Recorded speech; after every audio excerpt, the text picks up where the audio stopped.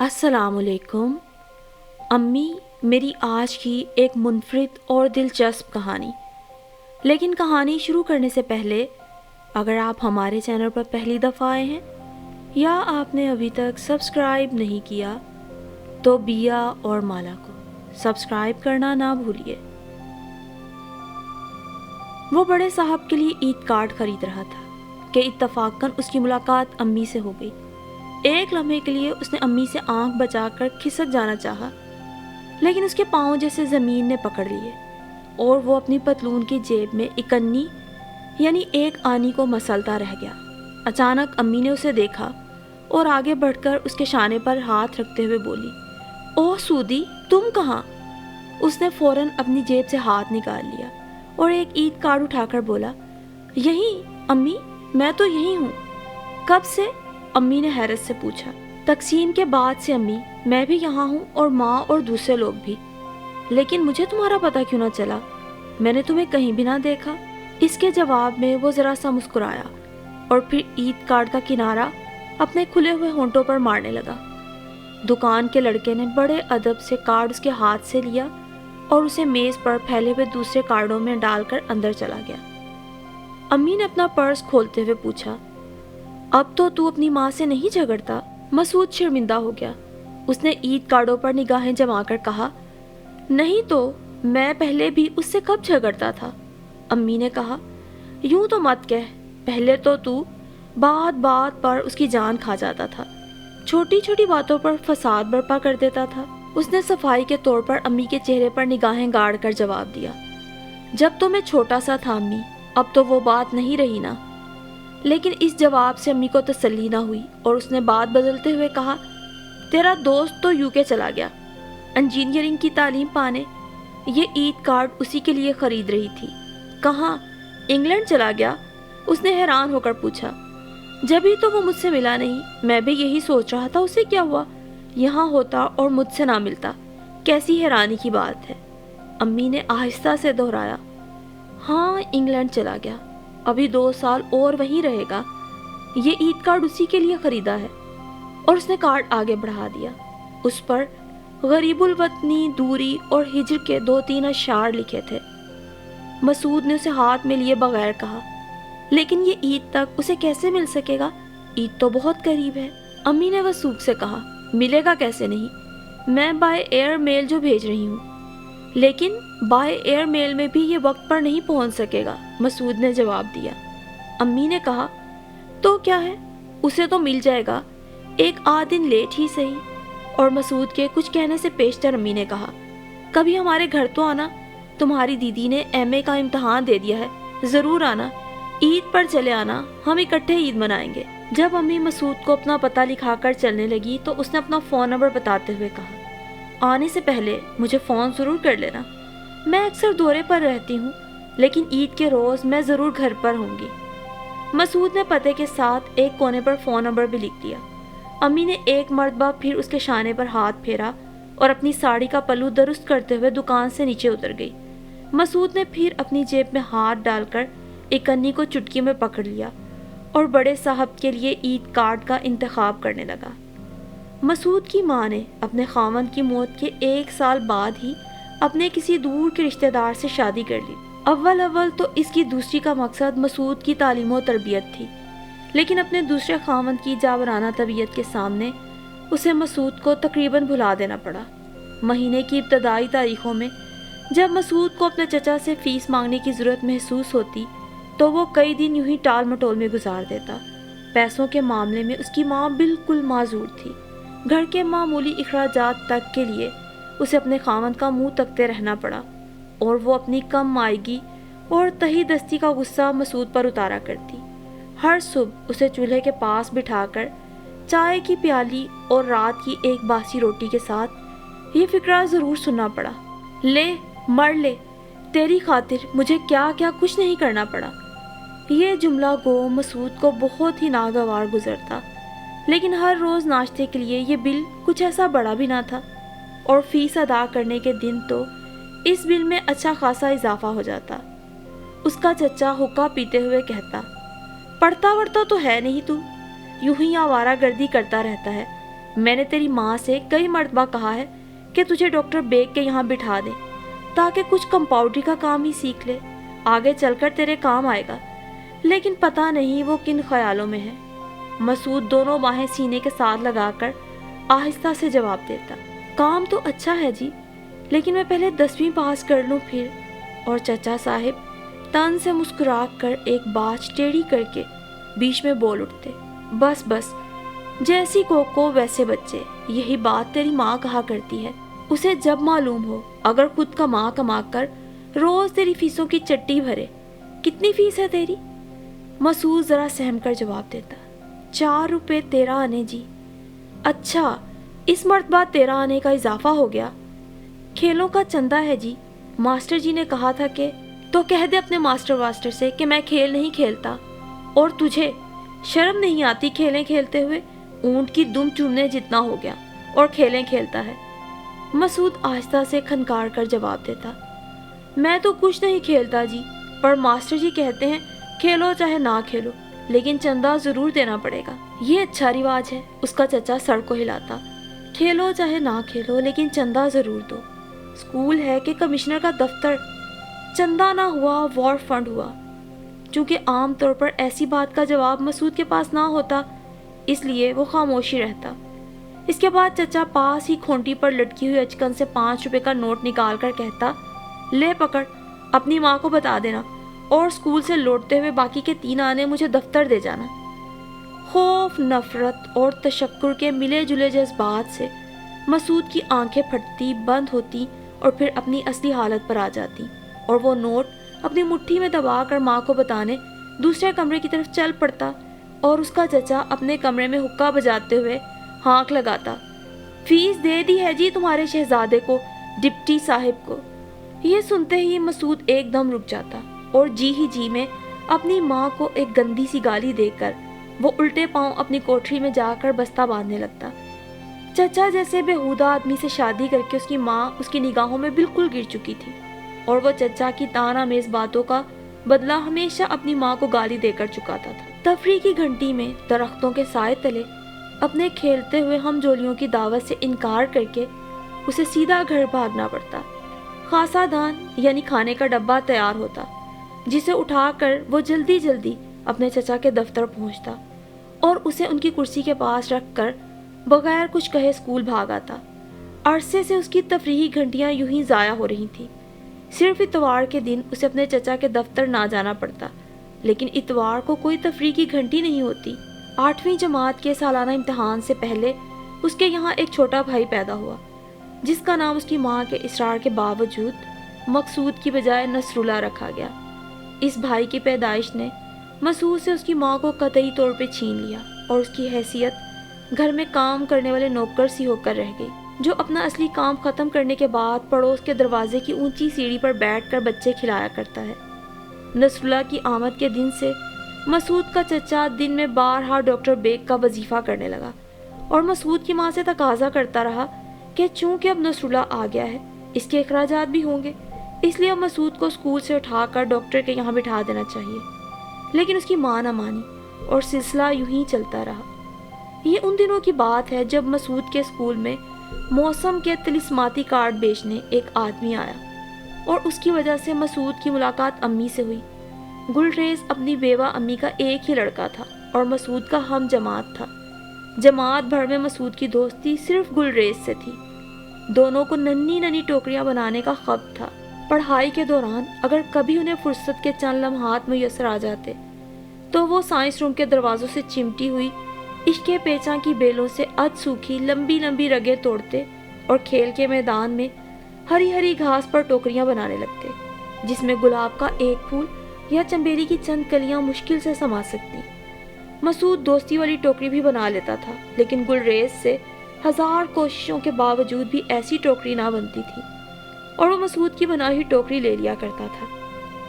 ہاں، تو جس دن ان کے اسکول میں موسم کے طلسماتی کارڈ بیچنے والا آدمی آیا، مسعود کی ملاقات امی سے ہوئی۔ سفید کارڈوں کے بیچوں بیچ گلابی رنگ کا ایک بڑا سرخ دائرہ تھا، جس پر ایک خاص مسالہ لگا ہوا تھا۔ کارڈ بیچنے والے نے بتایا تھا کہ جیسے جیسے موسم تبدیل ہوتا رہے گا، اس دائرے کے رنگ بھی بدلتے رہیں گے۔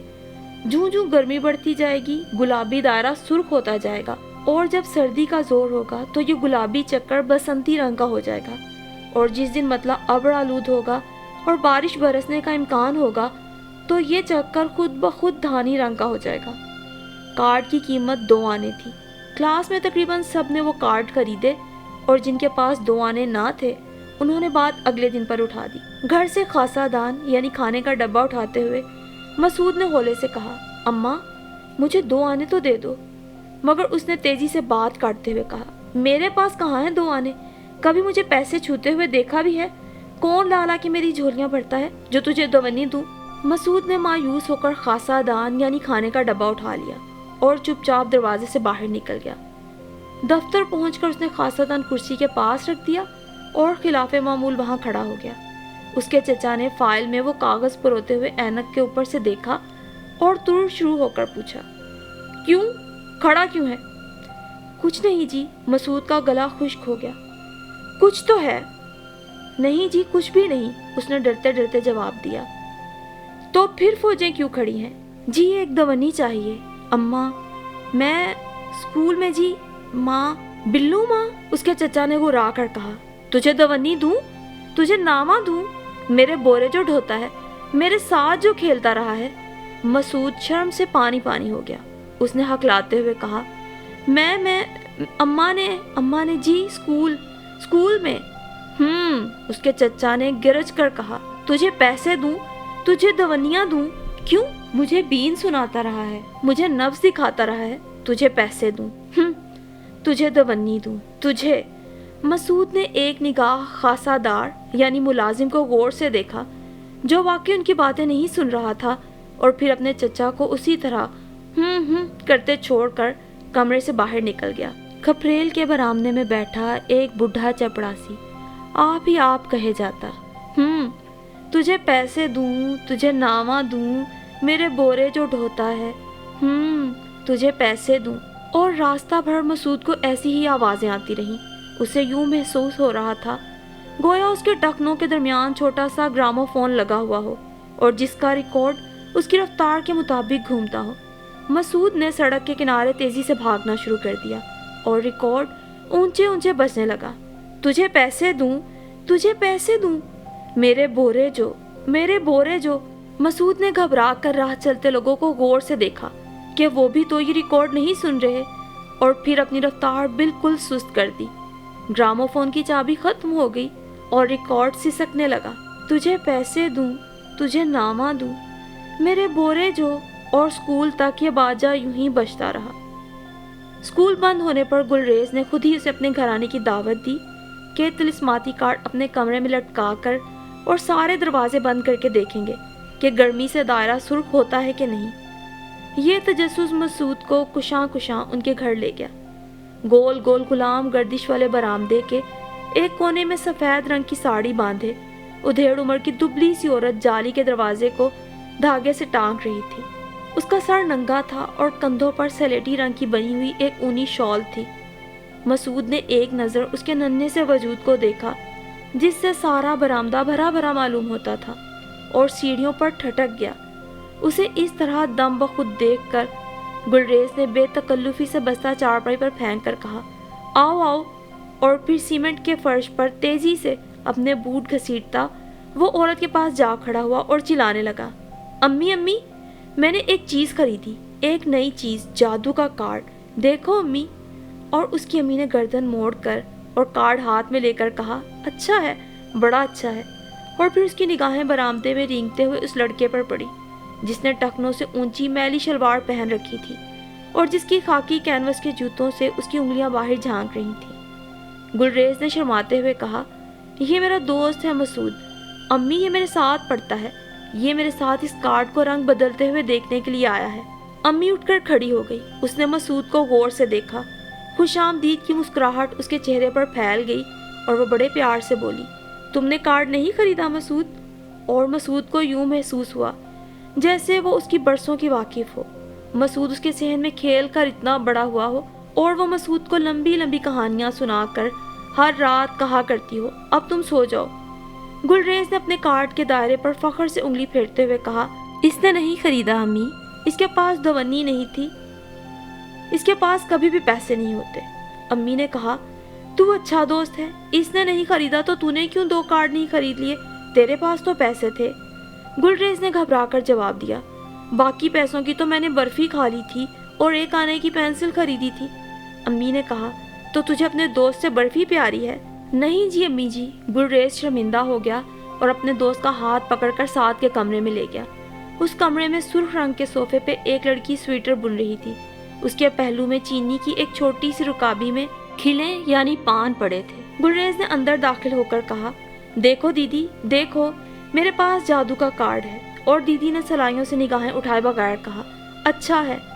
مسعود دیدی کا رویہ دیکھ کر با ادب ہو گیا اور گلریز خفیف ہو کر جالی کا دروازہ زور سے چھوڑ کر باہر نکل گیا۔ دیدی نے ماتھا سکیڑ کر کہا، آہستہ، اور پھر سوالیہ نگاہوں سے مسعود کو دیکھ کر اپنے کام میں مشغول ہو گئی۔ مسعود نے گھبرا کر ادھر ادھر دیکھا، ہولے سے آگے بڑھا، دھیرے سے جالی کا دروازہ کھولا اور بڑی احتیاط سے آہستہ آہستہ بند کرتے ہوئے گلریز کے پیچھے چلا گیا۔ اپنے کمرے میں پہنچ کر گلریز نے کارڈ میز پر ڈال دیے۔ دروازہ بند کر دو یار، کمرہ گرم ہو جائے گا تو کارڈ رنگ بدلے گا۔ دروازہ بند ہو گیا۔ وہ دیر تک کارڈ پر نگاہیں جمائے بیٹھے رہے مگر اس کا رنگ نہ تبدیل ہوا۔ مسعود نے کہا، گلریز میاں گرمی کم ہے اس لیے رنگ تبدیل نہیں ہوتا، باورچی خانے میں چولہے کے پاس کارڈ رکھیں گے تو یہ ضرور سرخ ہو جائے گا۔ جب باورچی خانے میں پہنچے تو امی گوبھی کاٹ رہی تھی۔ گلریز نے ایک چوکی چولہے کے پاس کھینچ کر اس پر کارڈ ڈال دیا اور دیکھتے ہی دیکھتے اس کا رنگ ٹماٹر کی طرح سرخ ہو گیا۔ امی سے یہ اس کی پہلی ملاقات تھی۔ جب وہ اسے پھلوں اور بسکٹوں والی چائے پلا کر گھر کے دروازے تک چھوڑنے آئیں تو باورچی خانے سے چرائی ہوئی چونی مسعود کی جیب میں انگارے کی طرح دہکنے لگی اور وہ جلدی سے سلام کر کے ان کے گھر سے باہر نکل گیا۔ اس دن کے بعد سے امی نے اسے اپنا بیٹا بنا لیا اور وہ سارا دن ان کے گھر پہ ہی رہنے لگا۔ تقسیم کے بعد جہاں سب لوگ تتر بتر ہو گئے وہاں امی اور مسعود بھی بچھڑ گئے اور پورے 3 سال بعد آج ان کی ملاقات اینٹ کاڑوں کی دکان پر ہوئی تھی۔ مسعود نے اپنی کوٹڑی تو نہیں چھوڑی تھی لیکن وہ دفتر کے بعد کا تقریباً سارا وقت امی کے یہاں گزارنے لگا۔ دیدی نے واقعی ایم اے کا امتحان دے دیا تھا اور وہ پہلے سے زیادہ متکبر ہو گئی تھی۔ بریکٹ پر ایک بڑے سے پھول دان میں وہ سرکنڈوں کے پھول لگائے موٹی موٹی کتابیں پڑھا کرتی۔ اس کی آواز جو پہلے نرگس کے ڈنٹل کی طرح ملائم تھی خشک اور کھردری ہو گئی تھی۔ یوں تو وہ دن بھر میں مشکل سے ہی چند جملے بولتی لیکن جب بات کرتی تو یوں لگتا گویا خشک اسفنج کے ٹکڑے اگل رہی ہو۔ امی جب بھی اس سے بات کرتی بڑے ادب اور رکھ رکھاؤ سے کام لے کر۔ واقعی دیدی نے ایم اے کا امتحان دے دیا تھا۔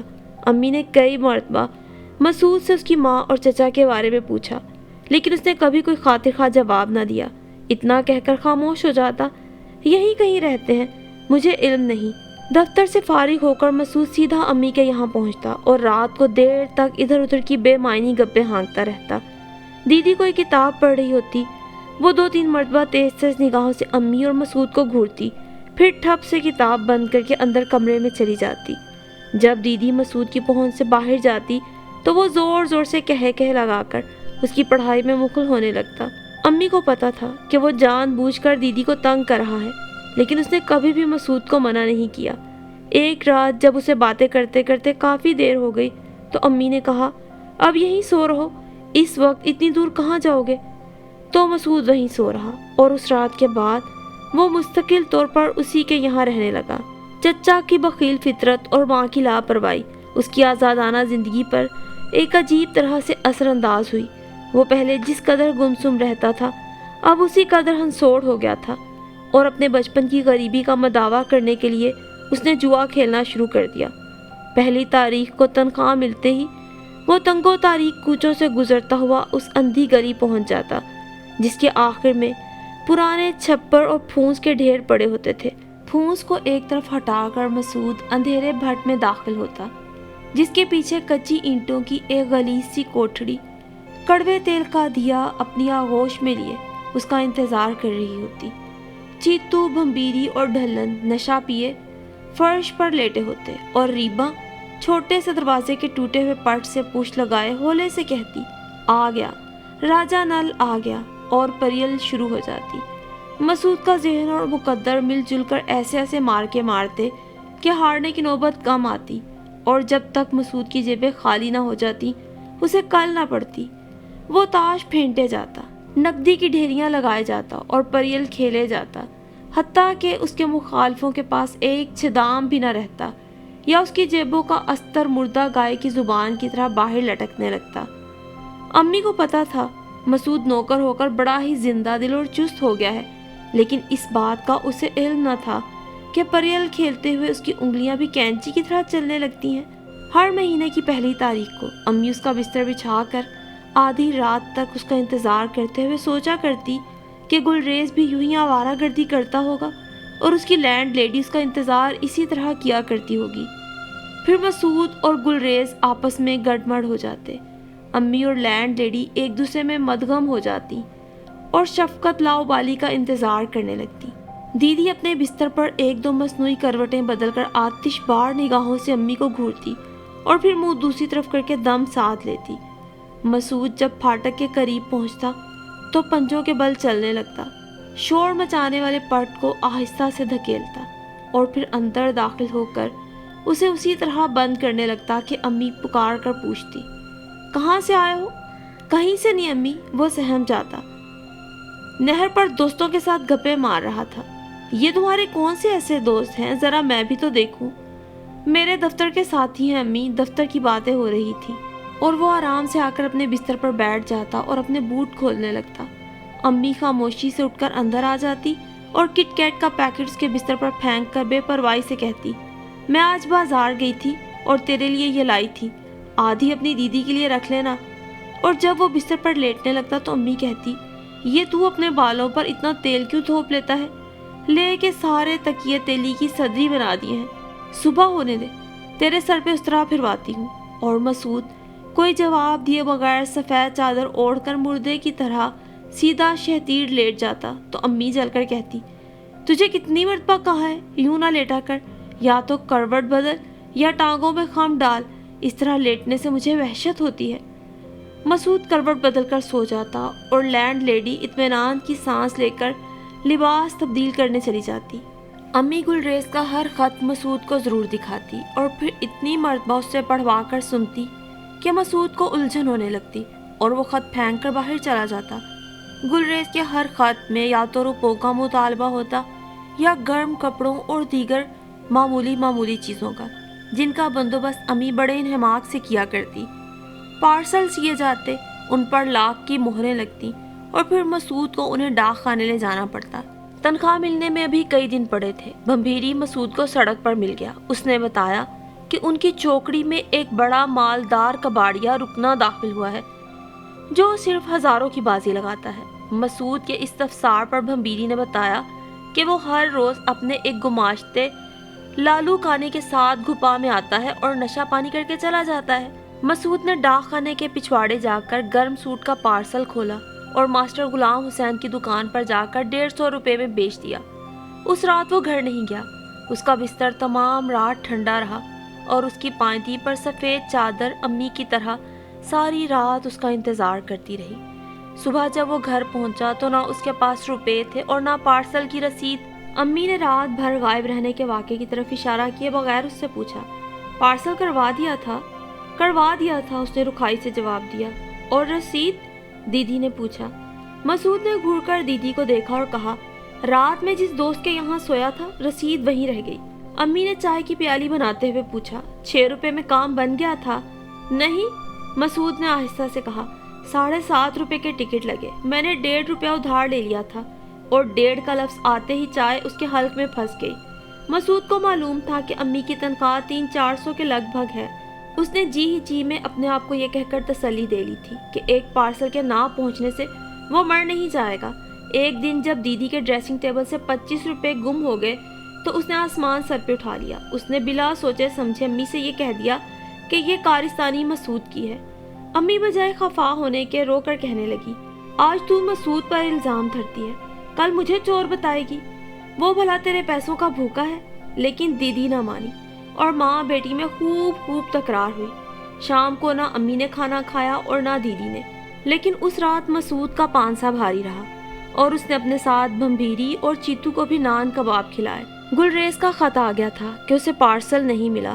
ڈاک خانے میں پوچھ گچھ ہوئی، رسید کی ڈھونڈیا پڑی لیکن نہ رسید ملی نہ پارسل کا پتہ چلا، اور امی ڈاک خانے کو رو پیٹ کر خاموش ہو رہی۔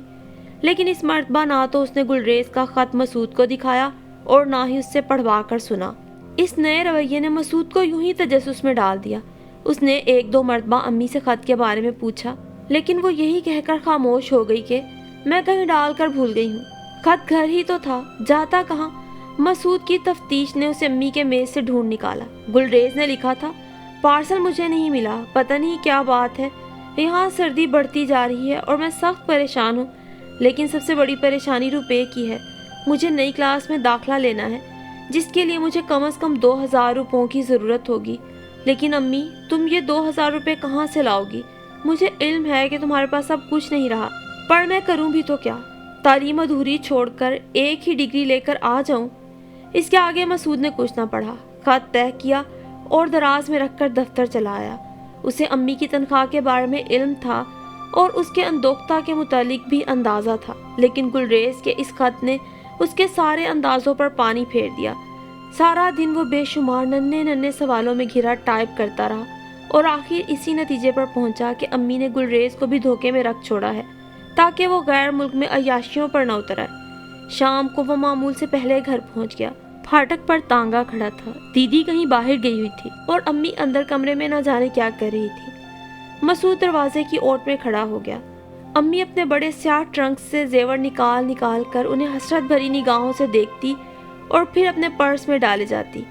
ٹرنک بند کر کے اس نے ادھر ادھر دیکھا اور اپنے بائیں ہاتھ کی انگلی سے سنہری انگوٹھی اتار کر بھی اسی پرس میں ڈال لی۔ جب وہ اٹھ کر چلنے لگی تو مسعود نے اندر داخل ہو کر کہا، کہاں کی تیاری ہو رہی ہے؟ امی گھبرا گئی۔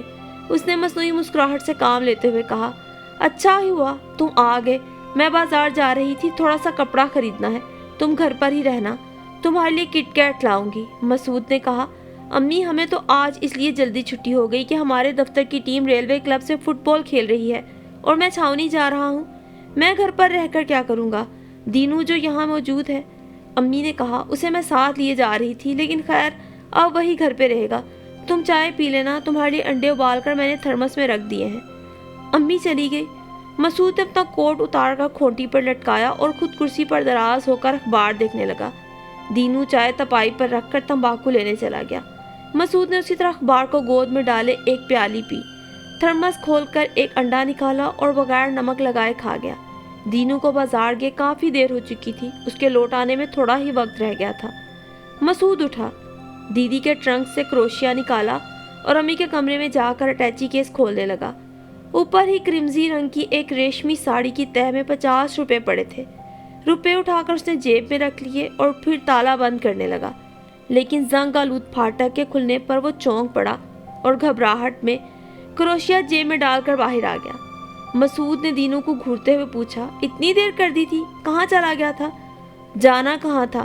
دینو نے اپنے مخصوص انداز میں جواب دیا، بنا بنایا تمباکو دکاندار کے پاس تھا نہیں، میں اگلی دکان پر گڑ لینے چلا گیا۔ اچھا، مسعود نے بے پرواہی سے کہا، امی سے کہہ دینا میں ذرا دیر سے آؤں گا اور کھانا نہیں کھاؤں گا۔ سپرنٹینڈنٹ کے یہاں پہنچ کر مسعود نے اپنے چہرے پر مسکینی کے ایسے آثار پیدا کیے کہ وہ پسیج گیا اور اس نے اپنی بیوی کو بتائے بغیر 150 روپیہ لا کر مسعود کو دے دیا اور لجاجت آمیز لہجے میں کہنے لگا، مجھے بڑا ہی افسوس ہے کہ 200 روپے اس وقت میرے پاس نہیں، شاید یہ رقم تمہاری والدہ کو موت کے منہ سے بچا سکے۔ اور جب مسعود اٹھ کر جانے لگا تو سپرنٹینڈنٹ نے کہا، جنرل وارڈ کے انچارج ڈاکٹر قدیر میرے واقف ہیں، کہو تو انہیں ایک رکا لکھ دوں۔ مسعود نے تشکرآمیز لہجے میں کہا، اگر ایسا کر دیجئے تو میری دنیا بن جائے گی، خواجہ صاحب میرا اس جہاں میں سوائے میری ماں کے اور کوئی نہیں۔ سپرنٹینڈنٹ نے تسلی دیتے ہوئے کہا، گھبرانے کی کوئی بات نہیں، تمہاری والدہ راضی ہو جائے گی۔ اور جب مسعود رکا لے کر بنگلے سے نکلا تو رات چھا چکی تھی اور سڑکوں کی بتیاں جل رہی تھی۔ اس نے ایک تانگا کرائے پہ لیا اور سڑکوں پر یوں ہی بے مقصد گھومتا رہا۔ 9 بہار ہوٹل پہنچ کر کھانا کھایا اور پھر ریلوے اسٹیشن چلا گیا۔ شرفا کے کمرے میں جا کر اس نے ہاف سیٹ چائے کا آرڈر دیا اور دیر تک آہستہ آہستہ چائے پیتا رہا۔ جب وہ اسٹیشن سے نکلا تو 9 بج چکے تھے۔ اس نے ٹانگا باغ کے قریب چھوڑ دیا اور پیدل چلنے لگا۔ सड़कों की चहल पहल कम होने लगी। सैर करने वालों की टोलियां बाग से निकलकर खरामा खरामा घरों को जा रही थी। चौराहों के संतरी जा चुके थे और सिनेमाओं के सामने की रौनक अंदर हॉल में सिमट गई थी। मसूद ने अंधेरी गली में दाखिल होकर इधर उधर देखा और फिर फूंस उठाकर गुफा में दाखिल हो गया। रीबा ने मुस्कुराकर उसे देखा और सल्फा भरे सिगरेट का दम लगाकर बोली, आ गया राजा नल, आ गया। रुकने कबाड़िए ने खंखार कर कहा, आने दो, आगे कौन से नंग बैठे हैं। लालू ने अपनी कानी आंख खोलने की कोशिश करते हुए कहा, लाल होए, पहली तारीख से पहले कैसे दर्शन दिए? अभी तो चांद चढ़ने में काफी देर है। मसूद मुस्कुराकर खामोश हो रहा। चीतू ने कहा, ले भंभीरी, चांद मक्खन, चांद हीरा, चांद चढ़ गया, चांद चढ़ गया, ना चढ़ा ना चढ़ा। नशा जो हुआ, इस पर सब हंसने लगे। जब मसूद जूता उतार कर दरी पर बैठ गया तो रुकने ने पूछा, फिर कुछ हो जाए छोटी सी बाजी? ले वाह, छोटी क्यों लाला? काने ने कहा, बाजी हो तो अगड़बम हो, नहीं तो ना सही। रुकना बोला, हम तो अगड़बम ही खेलते हैं, लेकिन बाबू जरा नर्म है इसलिए लिहाज करना ही पड़ता है। लालू काने को ये बात बहुत बुरी लगी। उसने कहा, शरा में क्या शर्म, बाजी में क्या लिहाज? बाजी वो जिसमें चमड़स हो जाए। मसूद ने कोई जवाब दिए बगैर 200 के नोट निकाल कर दरी पर रख दिए और चौकड़ी मारकर बैठ गया। दिए किलो ऊंची कर दी गई और बाजी शुरू हो गई। आखिरी पत्ता दरी पर फेंक कर मसूद ने रुकने के आगे से 2 सब्ज नोट उठाकर अपने नोटों में रख लिए और उन्हें आगे धकेल दिया। रिबा ने गर्दन फेर कर कहा, तेरे सदके अंगूठी बनवा दे। ढल्लन ने डकार लेकर कहा, तेरे सदके कुआं लगवा दे, उल्टा लटक कर मालिक से मिलूंगा। रुकने कबाड़िए ने सदरी से 100 के 4 नोट निकालकर अपने सामने रख लिए और झल्ला कर लालू से कहने लगा, काने बिम्बड़, पंखा तो कर, गर्मी से जान निकल रही है। काना बिम्बड़ पंखा करने लगा तो मसूद ने हाथ से इशारा करके आहिस्ता से कहा, जरा होले, दिया ना बुझ जाए। और बाजी फिर शुरू हो गई। उधर दीदी बिस्तर पर बेमायनी सी करवटें बदल रही थी और उसके करीब आरामदेह कुर्सी में दराज अम्मी चुपचाप बैठी थी। उसके सामने तपाई थी जिस पर मसूद चाय पीकर गया था और अब इस तपाई पर अम्मी का पर्स और किटकैट का एक पैकेट पड़ा था। दीदी जागते में बुड़बुड़ा रही थी और अम्मी खामोशी से उसके टूटे फूटे अल्फाज सुन रही थी। बाजी खत्म हो गई और मसूद ने रुकने के 400 समेट कर अपने नोटों में मिला लिए। काने ने फटी फटी निगाहों से रुकने को देखा और बोला, लाला। रुकने ने कहा, फिर क्या हुआ? अभी तो बड़ी माया है, बाबू को जी बहलाने दे। और इसने 200 के नोट निकालकर आगे रख दिए। मसूद ने कहा, यूं नहीं, तख्त या तख्ता, और फिर सारे नोट आगे धकेल दिए। रुकने ने कहा, यूं तो यूं सही, और 6 और सब्ज नोट निकालकर अगले नोटों पर डाल दिए। ताश के पत्ते फिर उंगलियों में नाचने लगे। अम्मी ने चोर आंखों से दरवाजे की तरफ देखा और होले से कहा, अभी तक नहीं आया, पता नहीं क्या वजह है। फिर उसने किटकैट के पैकेट को उंगली से दबाकर देखा जो गर्मी की वजह से जरा लिजलिजा हो गया था। ठंडे पानी का एक गिलास लाकर अम्मी ने किटकैट के पैकेट पर छिड़का और फिर कुर्सी पर नीम दराज हो गई। दीदी ने कहर आलूद निगाहों से अम्मी को देखा और फिर करवट बदल ली। आखिरी पत्ता फेंकने से पहले मसूद ने रुकने के नोट फिर उठा लिए और पत्ता चूमकर उसकी गोद में फेंक दिया। लालू काना दम बखुद पंखा किए जा रहा था।